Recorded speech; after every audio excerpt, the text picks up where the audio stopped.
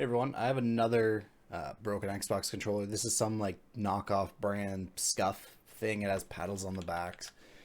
There's something wrong with it. I don't know what. Let's fix it quick so I can send it to my buddy so we can stop complaining that he doesn't have a SCRUFF controller. So what's awesome about this is that before I can even test it, the USB slot has this little locking key in it to keep you from using a USB that you'd want to use and try to buy their own. I'm going to fix that simply by taking some tin snips and cutting that thing right off. This controller is cursed. I honestly believe this thing is cursed.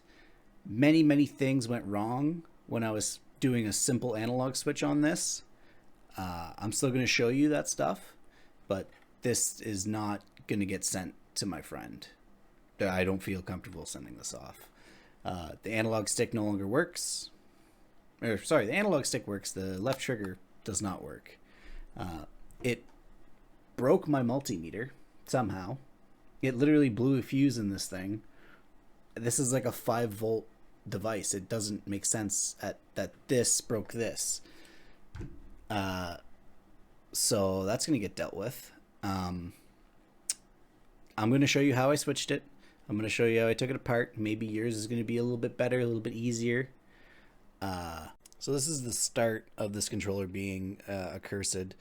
When I moved my whole setup over, apparently the computer decided that it was a good idea to switch inputs from the only mic that I have to nothing, even though the other mic was still plugged in. Anyways, getting into the back of this thing is super easy. There's like 7 screws on the back.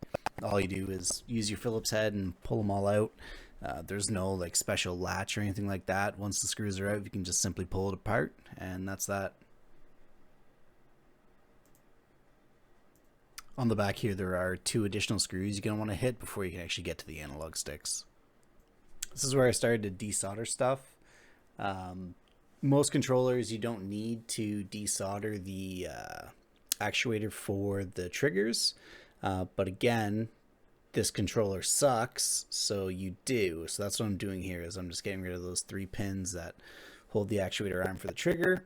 This is also where I broke it. So as I was desoldering these, they really didn't want to give. They needed a bit more force. And as I was pulling them out, it did come out, but it also brought the arm with it that snapped, which ultimately broke this controller beyond what I would really want to repair. But for the analog sticks, they're usually held in by either 10 or 14 pins, depending on what the manufacturer decided to do. These ones were held in by 10 pins. It's not a big deal. I mean, it's whatever. It's personal preference. Once those got out, I was able to switch it with the analog stick that I pulled from the PDP controller, the white one that you might have seen another video on, and replaced it. But of course, as I did that, the left trigger was broken, so there was really no point to send this controller off.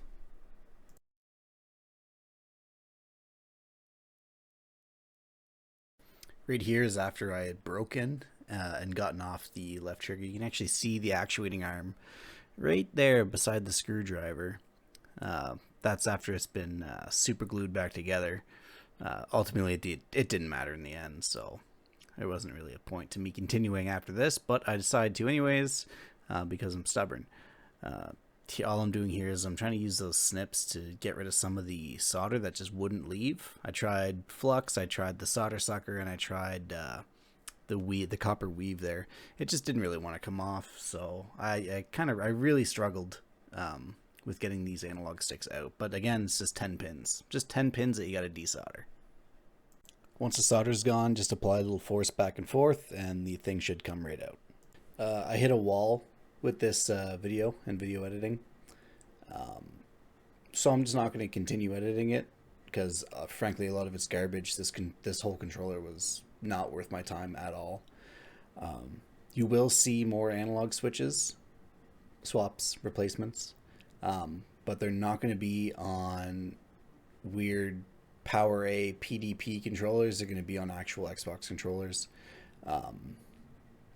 You will see it again but just not for the rest of this video.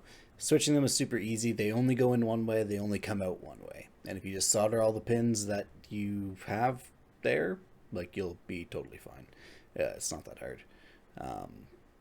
Now for the end of the video. But I'm going to show you what you should be doing with all of these knockoff brand SCUFFs, knockoff Xbox One controllers.